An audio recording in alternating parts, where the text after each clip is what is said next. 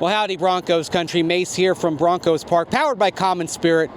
Minicamp is over. Broncos off-season work is over. So now let's look back. Here are 5 things that we learned from the off-season work. Number 1, Bo Nix. We'll start there with the quarterback position.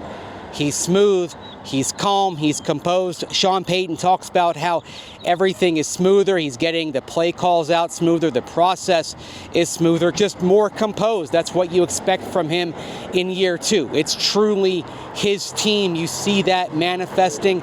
Another thing Sean Payton said, he's difficult to sack. That was something that was obvious in college, and now you're seeing that manifest here in the NFL.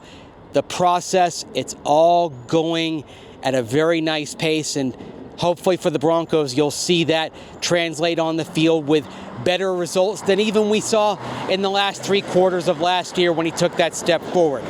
Number 2, RJ Harvey. Of course, the Broncos bring in J.K. Dobbins this week, but we know Sean Payton likes a 1-2 running back punch.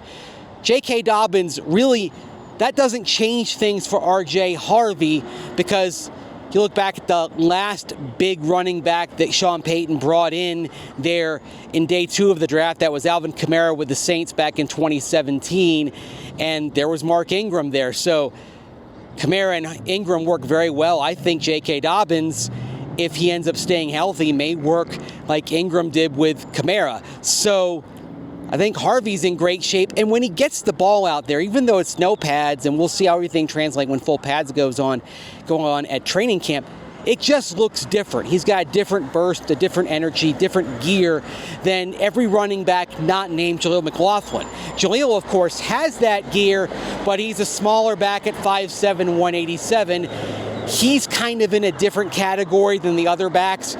He may have a roster spot onto himself, and he may have a bigger special teams role as things change with the new kickoff rules that should set up more kickoff returns. Stay tuned for that in training camp. Takeaway number 3, a lot of depth at the edge. Now, we saw Jonathan Cooper get some pressures today here in the last day of minicamp. We saw good work from Nick Bonitto. But a thing that jumped out was Dondrea Tillman building off a strong and very efficient rookie season there as a rotational edge.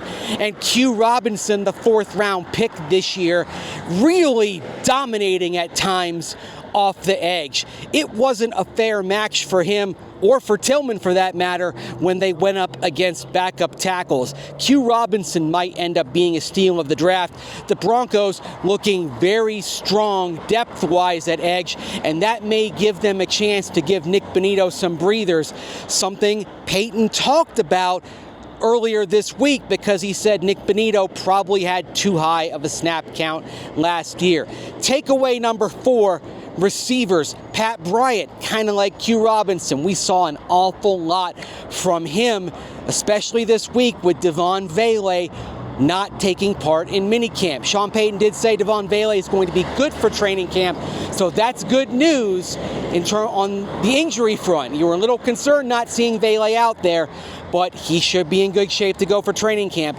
But getting a glimpse of Pat Bryant out there, seeing how he worked with Bo Nix, seeing that chemistry, you like the depth there. Also, good work from Marvin Mims Jr. and Troy Franklin. Troy Franklin really stepping up this offseason, so you like the depth developing at receiver. And then for pass catcher in general, if you include the tight ends, Evan Engram looking smooth in 7-on-7, and Caleb Lohner, that 7th round pick, that raw basketball player turned tight end out of Utah, capping off-season work with a really nice pluck of a catch downfield from Jarrett Stidham today. So raw has a long way to go, Caleb Lohner, but keep an eye on him. And finally, the 5th takeaway, just how settled this team looks.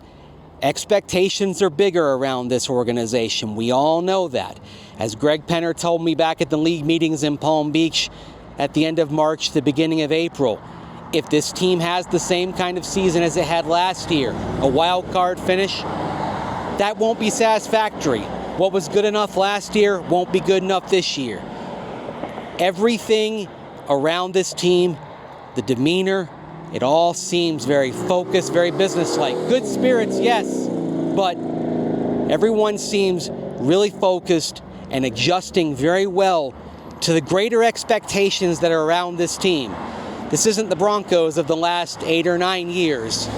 They have greater goals, greater horizons, and they seem pretty well prepared for it based on the early returns and the early focus that we see out there on the practice field. So, let's take a break, but plenty that you're going to see at denversports.com. We're going to have position previews leading into training camp.